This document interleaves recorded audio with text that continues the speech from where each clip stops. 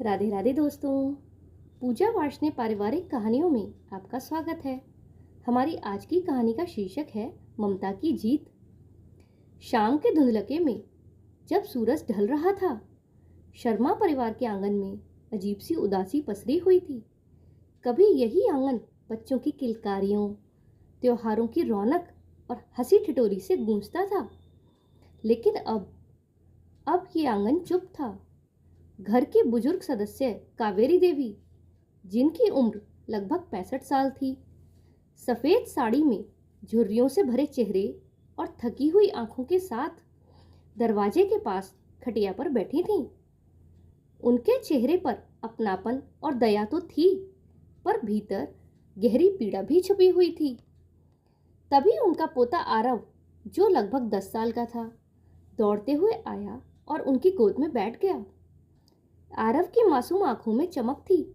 दादी, आप मुझे कहानी सुनाओ ना, वो वाली जिसमें बहादुर राजा अपनी माँ को बचा लेता है।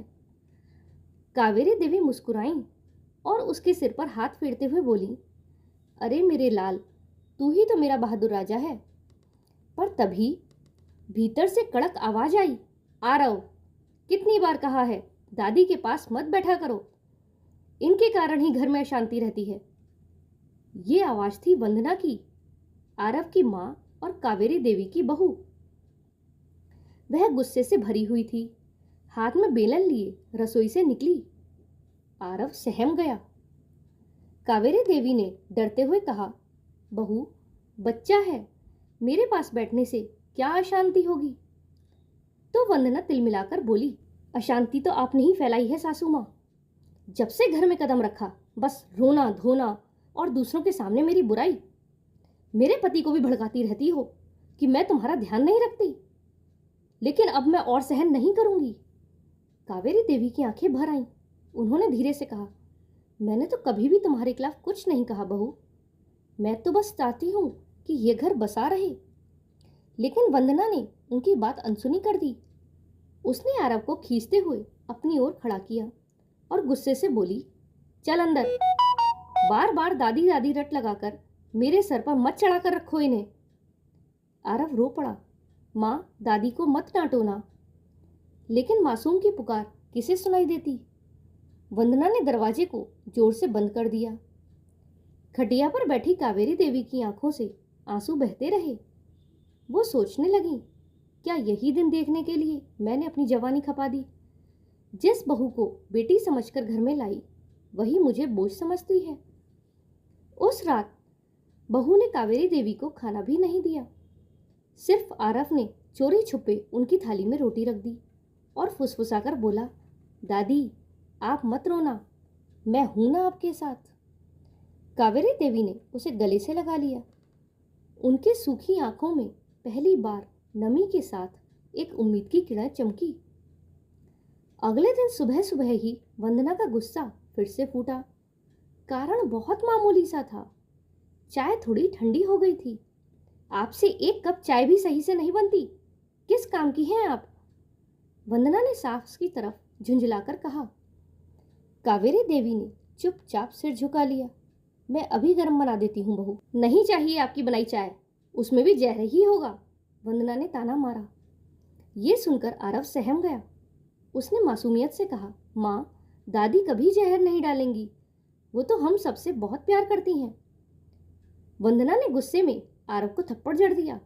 तू तो पूरा दादी का चमचा बन गया है। आरव की आंखों से आंसू झरझर बहने लगे।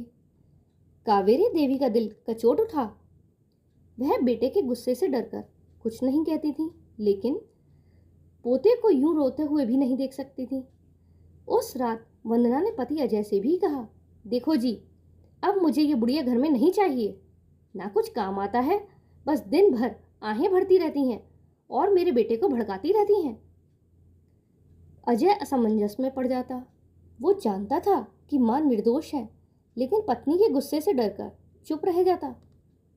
धीरे धीरे घर का माहौल इतना जहरीला हो गया कि कावेरी देवी को हर सांस भारी लगने लगी।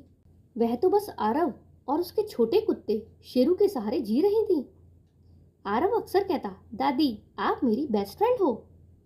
शेरू भी दादी के पैरों के पास बैठा पूंछ हिलाता रहता, जैसे उसे भी मालूम हो कि ये घर दादी के बिना अधूरा है। लेकिन वंदना के मन में अब और भी खतरनाक ख्याल आने लगे। वह सोचती कि मैं इस घर में इन्हें नहीं रहने दूंगी। ऐसे ही दिन बीतते गए, लेकिन अब कावेरी देवी का स्वास्थ्य गिरता जा रहा था। उन्हें अक्सर खांसी, चक्कर और कमजोरी घेर लेती। लेकिन बहू वंदना को इससे कोई फर्क नहीं पड़ता, बल्कि वो ताने मारती, अब बीमारियां दिखाकर हमें परेशान करोगी? अरे बुढ़ापा है, किसी दिन वैसे ही चल बसोगी। कावेरी देवी चुप रहती, बस आरव और शेरू के सामने कभी कभी आंसू बहा लेती। आरव कहता, दादी आप चिंता मत करो, मैं डॉक्टर अंकल को बुलाऊंगा। तभी वंदना आ गई और उसे झिड़क कर बोली, डॉक्टर की फीस कहाँ से लाएगा, तेरी गुल्लक से। धीरे धीरे वंदना के मन में एक खतरनाक योजना आकार लेने लगी। उसने ठान लिया कि अगर ये औरत जिंदा रही तो मेरा चैन नहीं बचेगा, इससे छुटकारा पाना ही पड़ेगा। एक दिन रात में जब सब सो गए तो वंदना चुपके से रसोई में गई।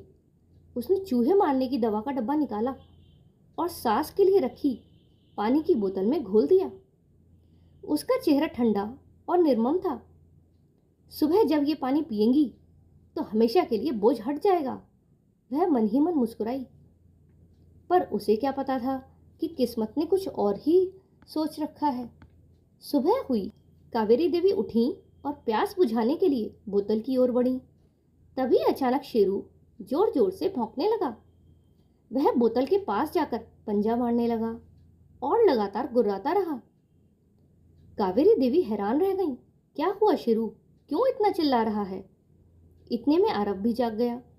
उसने देखा कि शेरू बार बार उसी बोतल को गिराने की कोशिश कर रहा है। आरव ने तुरंत बोतल उठाई और सूंघा, दादी इसमें से तो अजीब सी गंध आ रही है। कावेरी देवी चौंक गई। उन्होंने बोतल दूर रख दी और धीरे से बोली, हे भगवान, कहीं इसमें कुछ मिला तो नहीं? आरव डरकर बोला, दादी आप मत पीना ये पानी, मैं पापा को बुलाता हूँ। अजय ने जब बोतल खोली तो सचमुच उसमें से अजीब सी बदबू आ रही थी। उसे समझते देर नहीं लगी।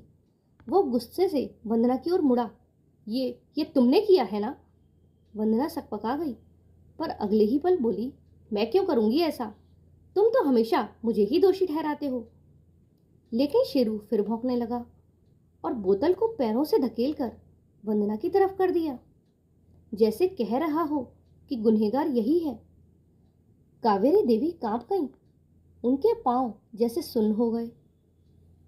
उन्होंने धीमी आवाज में कहा, बहू अगर मैं सचमुच इतनी बड़ी बोझ हूं तुम्हारे लिए तो मुझे घर से निकाल दो, लेकिन मेरी जान लेने की कोशिश क्यों की? आरव फूट फूट कर रो पड़ा और अपनी माँ से लिपट गया। माँ, आपने दादी के साथ ऐसा कैसे किया? वो तो हमें बहुत प्यार करती हैं। घर का माहौल तूफान की तरह हिल गया। अजय पहली बार अपनी पत्नी पर बरसा, शर्म आनी चाहिए तुम्हें, माँ ने हमें जन्म दिया, पाला पोसा और आज तुम उन्हीं को मारने पर तुली हो। तुम्हारा चेहरा देखना भी मेरे लिए गुनाह है। वंदना चुप रही, लेकिन उसके मन में कहीं न कहीं डर और पछतावा उतरने लगा। उस दिन के बाद माहौल बिल्कुल बदल गया। कावेरी देवी बहुत टूट गई थी। उन्होंने तय कर लिया कि अब मुझे यहाँ नहीं रहना चाहिए, कहीं सचमुच बहू फिर से मारने की कोशिश न कर दे। उन्होंने अजय से कहा, बेटा मुझे किसी वृद्धाश्रम में छोड़ दो, कम से कम वहाँ चैन की नींद तो आ जाएगी। ये सुनकर आरव चिल्ला पड़ा, नहीं दादी, आप कहीं नहीं जाएंगी, मैं आपको जाने ही नहीं दूंगा। उसकी रुलाई ने सबका दिल दहला दिया। वह शेरू को गले लगाकर रोने लगा, अगर शेरू ना होता तो मेरी दादी मर जाती। वंदना का दिल पहली बार सचमुच कांपा। उसने आरव की मासूम आंखों में डर और दर्द देखा। उसे लगा जैसे उसका बेटा उससे नफरत करने लगेगा। उस रात वंदना सो नहीं सकी। बार बार वही दृश्य आंखों के सामने आता, कावेरी देवी का कांपता हुआ चेहरा, आरव की सिसकियां और शेरू का भौंकना। सुबह होते ही वह कावेरी देवी के कमरे में गई, फिर धीरे से बोली, माँ जी मुझे माफ कर दीजिए, मैंने बहुत बड़ी गलती कर दी।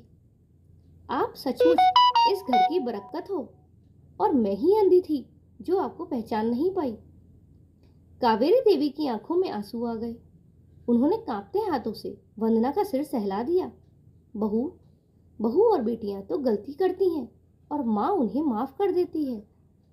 बस अब और ऐसा कभी मत सोचना। वंदना फूट फूट कर रो पड़ी। उसने अपनी सास के पांव पकड़ लिए। आरव दौड़कर आया और बोला, देखा दादी, अब मेरी मम्मी अच्छी बन गई हैं। शेरू भी पूंछ हिलाते हुए सबके सामने आ गया, जैसे वो भी इस खुशी का हिस्सा हो। उस दिन से घर का माहौल बदल गया।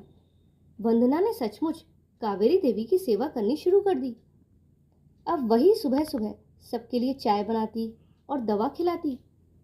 कभी कावेरी देवी थकी हुई लगती तो वंदना कहती, माँ जी आप आराम कीजिए, घर का काम मैं संभाल लूंगी। अब अजय को भी सुकून मिलने लगा और आरव, वो तो खुशियों से झूम उठा। अब तो मेरा घर सचमुच स्वर्ग बन गया है। कुछ महीनों बाद कावेरी देवी के चेहरे पर फिर से मुस्कान लौट आई। अब उनका आंगन बच्चों की हंसी, आरव की शरारतों और शेरू की उछल कूद से गूंजता था। एक दिन उन्होंने आरव को गले लगाकर कहा, मेरे लाल, तूने ही मुझे मौत से बचाया। अगर तू और शेरू नहीं होते तो मैं आज जिंदा नहीं होती। आरव मासूमियत से बोला, दादी, आपको कुछ हो जाता तो मैं भी तो नहीं जी पाता। वंदना ने ये सब सुना और आंखों से आंसू बह निकले। उसने मन ही मन कसम खाई कि अब मैं कभी भी अपनी सास को अपनी माँ से अलग नहीं समझूंगी। यही मेरी असली माँ है। और सचमुच उस दिन से इस घर में एक नया जीवन शुरू हो गया। तो दोस्तों, आपको ये कहानी कैसी लगी कमेंट में ज़रूर बताइएगा। अगर पसंद आई हो तो वीडियो को लाइक करें और चैनल पर नए हो तो चैनल को सब्सक्राइब करें। हमारे साथ अंत तक बने रहने के लिए धन्यवाद। जय श्री राधे।